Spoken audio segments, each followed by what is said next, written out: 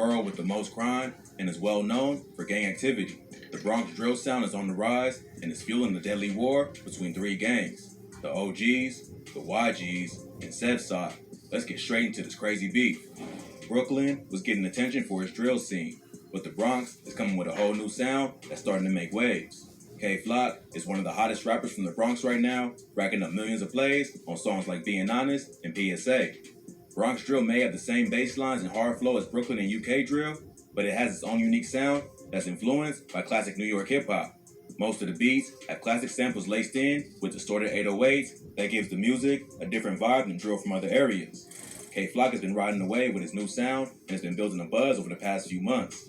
But his come up ain't just been all success. He also suffers from the pain and loss that comes with the street life, losing many friends to gun violence. K-Flock hopped off the curb at a young age and was on the block at like 12 years old. He started rapping because of his homie Dougie B, who is also a rapper and has been featured on multiple tracks. K-Flock's first official track was a remix of the 22G song, Blicky Gang Freestyle, which he titled FTO. 22Gs then gave K-Flock a shout out in a recent interview showing love to the Bronx drill movement. In August 2021, he remixed Siggy Black's song, Dishonest, and called it Being Honest. That track quickly racked up millions of views and earned him a feature from G Herbo. There's also rumors that he recently signed a 7-figure deal and he's in a good position to take over the Bronx rap scene. But behind all of K-Flock's success is a deadly war that involves his own family members. He's from a blood set around East 187th Street in a hood known as Sevside.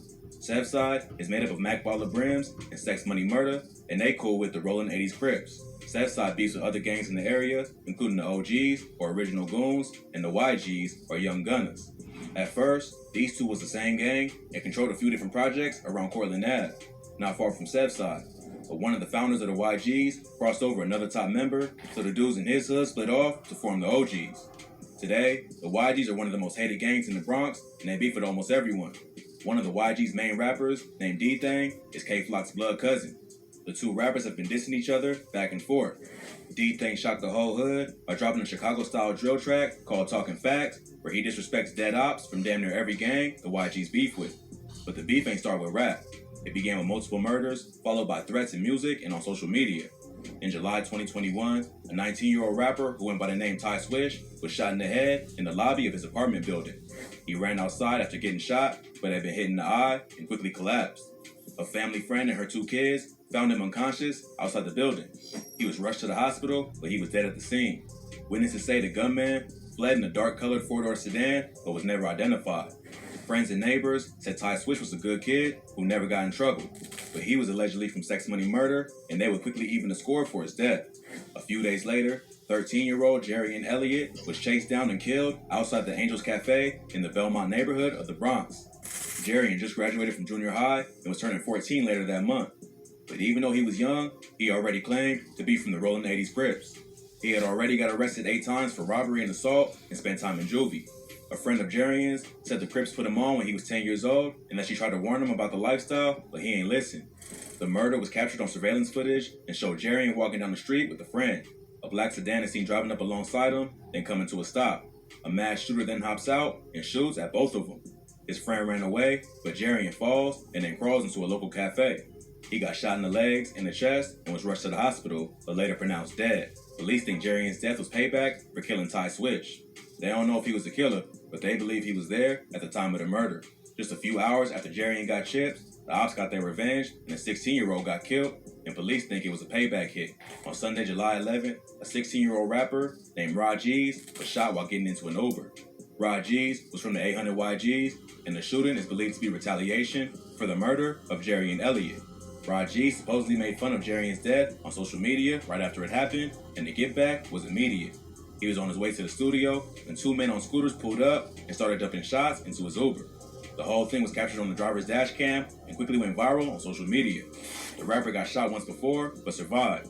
His mom said he was trying to turn his life around and was focusing on his music career, but he didn't get that chance and instead became another casualty in this deadly war.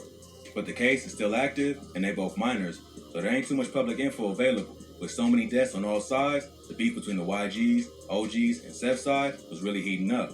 On August 16th, K-Flock dropped the track, Is You Ready?, where he disses multiple rival rappers, including his own cousin, D-Thang. In the first verse, he says, Boy, ask my ops, it could get ugly. I could do shh, like Yg'Z did Sonny. This is referring to the classic film Paid in Full. In the movie, Mitch, one of the main characters played by Mekhi Phifer, has a younger brother who gets kidnapped for ransom. Mitch tries to get the money, but he gets killed by Rico, played by Cameron, who steals the drugs to pay Sonny's ransom. Sonny gets killed as a result, and come to find out, he was set up by his own uncle, Yg'Z, who was mad at Mitch for kicking him out of the house. So in this bar, K-Flock sends a shot directly to his own cousin, D-Thing, and lets him know he's not above setting him up. The song was big in New York and even got played on Hot 97, so you can probably guess how the ops felt about this. D-Thing quickly hopped on social media and gave his thoughts on the bar, saying, "Can't wait to see Auntie now." A few weeks later, another Rollin' 80s member who was affiliated with K-Flock got murdered broad day. The victim was 16-year-old rapper Nas Rolla. He was killed after two men hopped out of a Honda Accord and popped him in the head and chest in Southside's hood. Police said that Nas Rolla had a long criminal history and got arrested 18 times already, including 10 felonies dating back to May 2017. He was recently arrested for gun possession and was fighting 3 other open gun cases. After his death, D-Thing would hop on Instagram and sneak diss Nas Rolla, who was his cousin K-Flock's right-hand man, suggesting he might have got set up.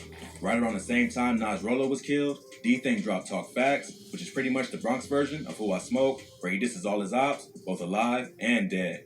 On the track, he samples the song Somebody That I Used to Know by Yg'Z and throws a sub at a different op in almost every bar. Some disses include Dougie got shot, but he's still in recovery, sending shots at K-Flock's homie, Dougie B. He also says, "Come on, CJ, you see me when I ain't see you. You ain't even make a move. So how the when you see me, you gon' shoot?" In this bar, he takes shots at another rival rapper from Cortland who dissed D-Thing on the track Kidnap Who after D-Thing said he was gonna kidnap Booba Savage, who was also featured on the track. Later, he raps, "Jiggy Man, aka Shot Ek, dumbass got hit. That's word on my mother, they never do shit." Here, he's talking about a rapper named Shot Ek, who's from the OGs and known to go by the name Jiggy Man. So, it looks like Bronx drill is following the same pattern as Chicago and the UK. Rappers diss each other in songs, then follow it up with real violence. What's really crazy is that a lot of them are under 18 and still in high school. So really, they don't fully understand the consequences that come with the lifestyle they live in. Hopefully, they're paying attention to how hot it's getting in O-Block and they cool it down before it's too late. But with so many lives lost on both sides, it's hard to see an end in sight.